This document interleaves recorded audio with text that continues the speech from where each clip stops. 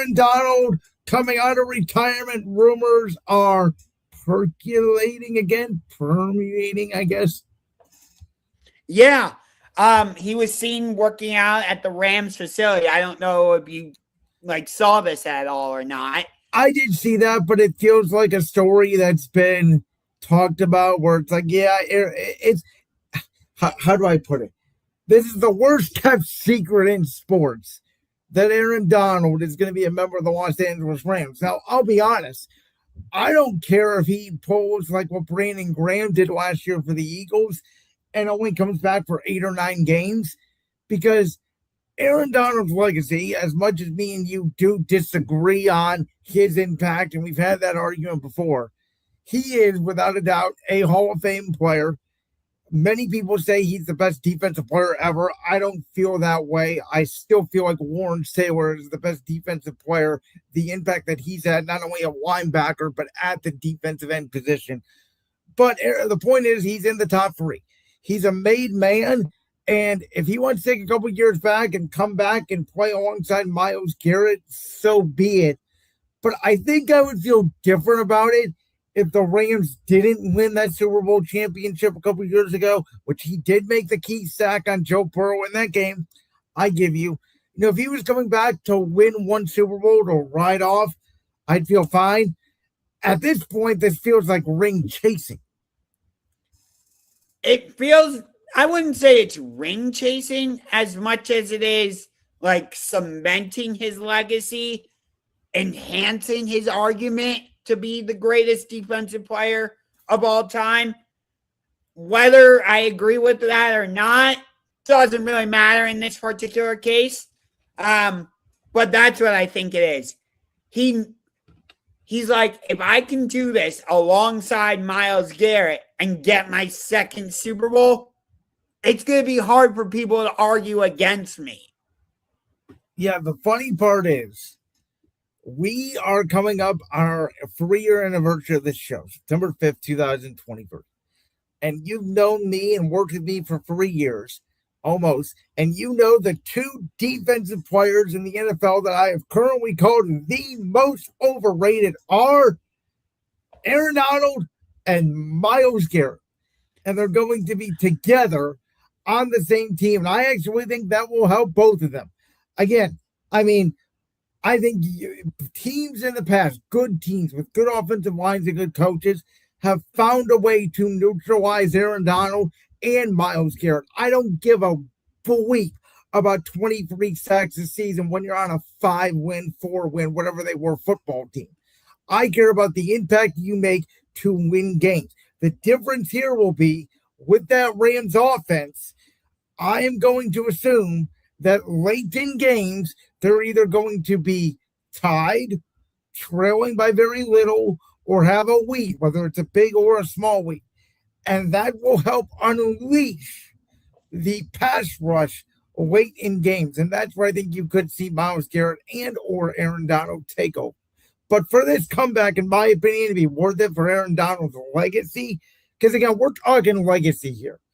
It wouldn't be enough for him to have a pretty good season, 7 sacks, 20 TFLs, and he feels like a good player, but not a great player. No, Aaron Donald would need to win Defensive Player of the Year, in my opinion. Damn, you're setting high standards for him. Well, he is only the 3rd greatest defensive lineman I've ever seen, and he is how old is he? 35? And he took 2 years off. He retired essentially in the prime of his career. So shouldn't I have high expectations for him? Yeah, no, I'm not saying you're wrong. I think what you're saying is fair, but at the same time, it's going to be him and Myles Garrett. You have the reigning defensive player of the year on your team. Don't forget Braden Fisk is also there as well. I believe it's Kobe Turner, I believe, is still there as well. Yeah. So we'll get more into this in a second. But if the Rams, after all they've done, if they don't win the Super Bowl this season, it's a complete and total failure for them, in my opinion. I agree. And here's the thing about football. Outside of maybe the 2020 Bucks, which you could argue was different because it was COVID and there was no fans, and they obviously started off, I think it was 6-5 with Brady that first year, and then they go to the bye week and they turn things around. And I don't know if they lose after that as they made their run to the Super Bowl. But what have you ever seen a stacked NFL team come together like an NBA team and win? It usually doesn't happen because football is very fluky. There's a lot of times in football where we think the better roster is coming into the game, but there's weather at play, there's injuries at play, there's different schemes at play, which is why the regular season is going to matter so much more to the Rams than it will to these other teams, because the Rams are not going to want to go in January to Philly or Chicago or Green Bay or one of these cold weather cities. Yeah, but the Rams did show that they could go into Chicago and win a cold weather playoff game.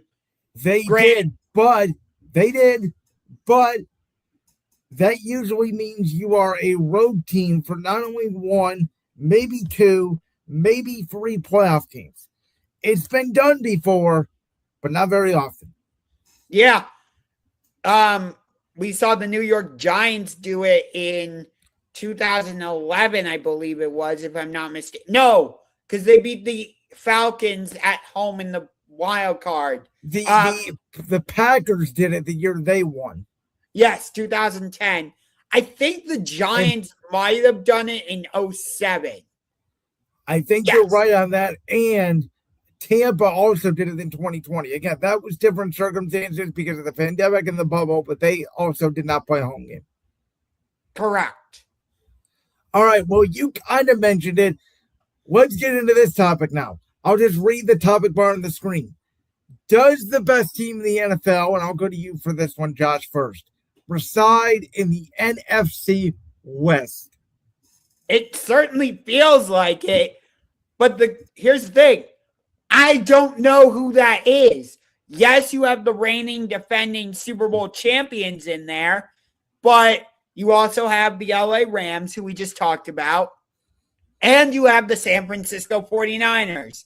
How sad is it if you're the Arizona Cardinals or an Arizona Cardinals fan that you have to deal with those three monsters in your division and you have to play each of them twice?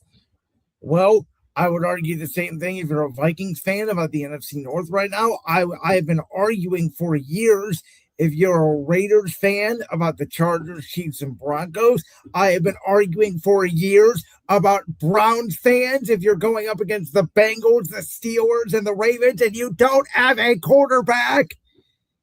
No, yeah, sorry. No, I don't feel bad for the Arizona Cardinals. They may have their guy in Carson Beck. I don't know. I like Jeremiah Love. Would I have taken him at number 3 with no offensive line and seemingly no game plan? No, I wouldn't. Draft better. That's my answer to that. Fair. But I have to say yes, that I think the best team in the NFL resides in the NFC West. I just don't know if it's the Seahawks, the Rams, or the 49ers. I truly don't know. You can make a compelling argument for any of the three of them.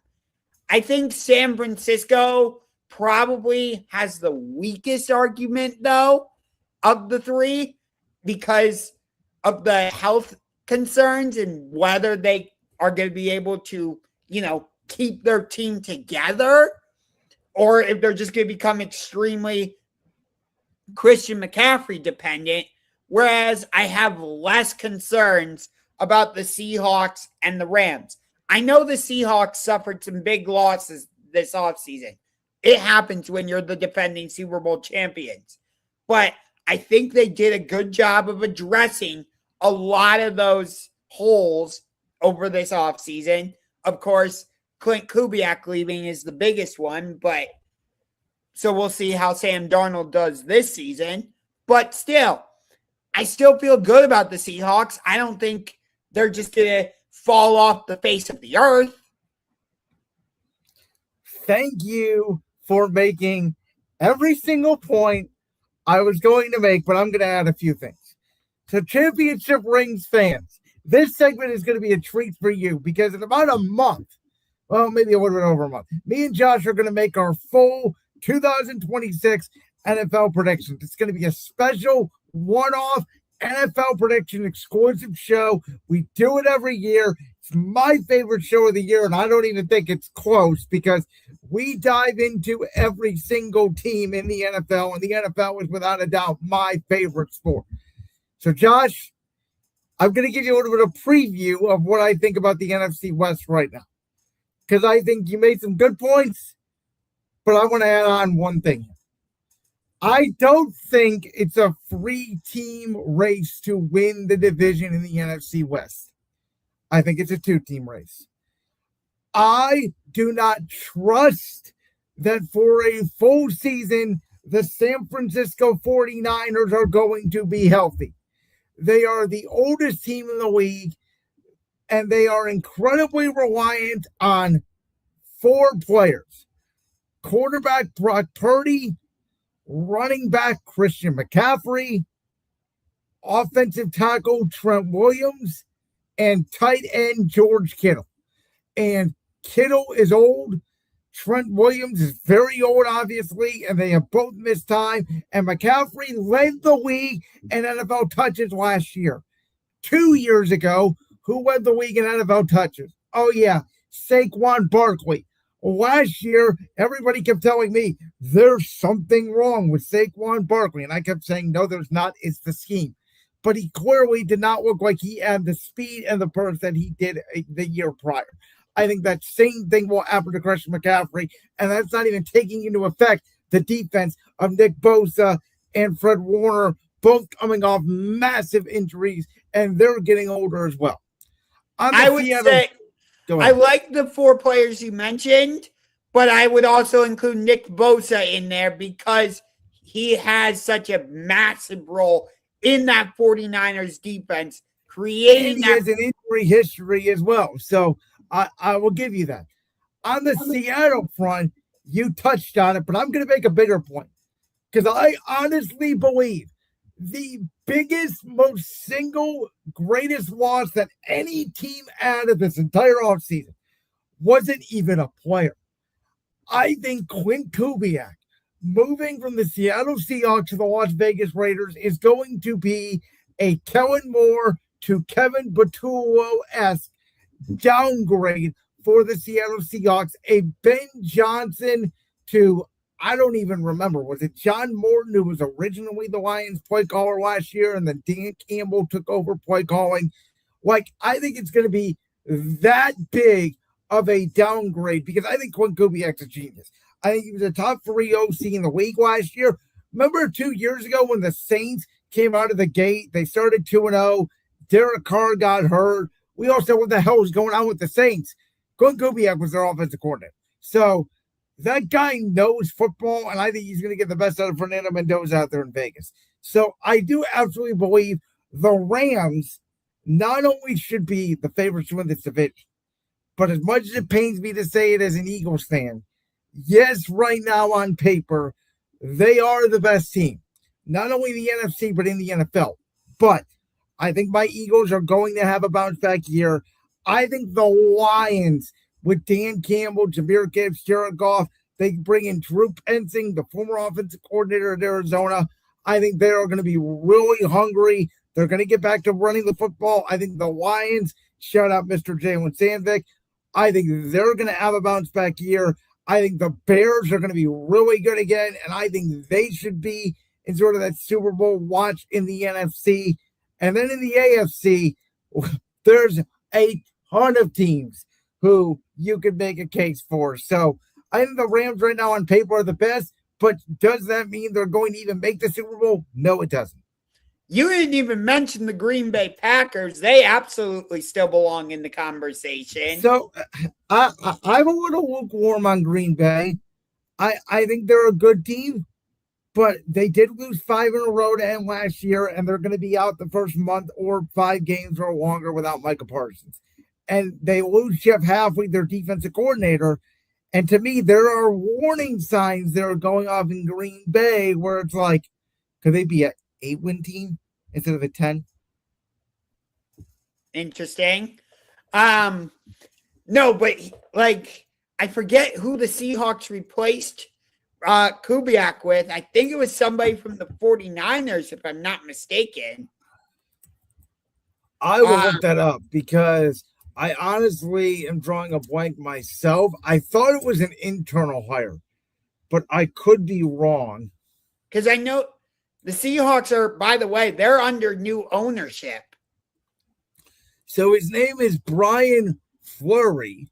He is the offensive coordinator for the Seahawks. He previously served as the 49ers tight end coach. Interesting. So they did hire from the 49ers. They did, and it's a similar scheme. But again, I talked about this with the Rams when they went from, or not the Rams, I'm sorry, the Lions, when they went from Ben Johnson to, I believe it was Frank Haley. It might have been who was calling the plays. I don't remember.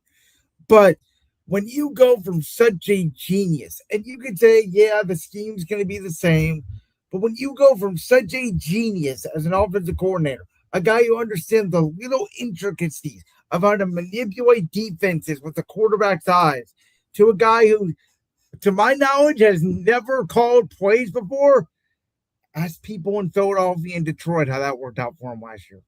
Yeah, but I trust Mike McDonald as their head coach. Okay, but he's a defensive guy. What does he know about offense? True, but Dan Campbell and Nick Sirianni were both offensive guys. Now, I think they're more, their pedigree is offense, but I think they are more rah-rah sort of CEO type head coach, but their pedigree was offense more than defense. Mike McDonald's pedigree is defense. I don't deny he is a great and a phenomenal defensive coordinator and a defensive coach. I don't know what he knows about offense because I saw the Seahawks 2 years ago without Quinn Kubiak. That offense was not very good. That part is true, yes. But again, yes, losing Clint Kubiak is big for the Seahawks. I'm not downgrading the importance of that. I understand that. But again, I don't think the offense is just going to take a major nosedive. Again, I'm not saying a nosedive, but I think it's going to take a significant. I'm talking like from the best offense in the league to like average, which is a nosedive in a way. I'm talking from unstoppable, putting up 35 points a game to 20. And now, by the way, that affects your defense because if your defense is not top 5 or top 3 again, they're going to be on the field longer. The offense is going to have less time. And by the way, as much as I like Sam Darnold, and I gave Sam Darnold credit because of the way he played in Seattle, we have not seen him be a MVP level quarterback without a great play caller. We've seen what he can do with Kevin O'Connell. We've seen what he can do with Quinn Kubiak. Maybe this guy is the next coming of Quinn Kubiak, but I don't know.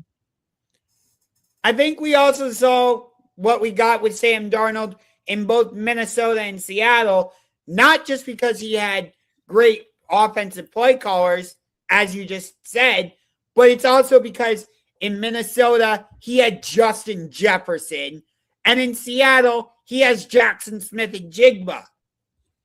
I agree with that,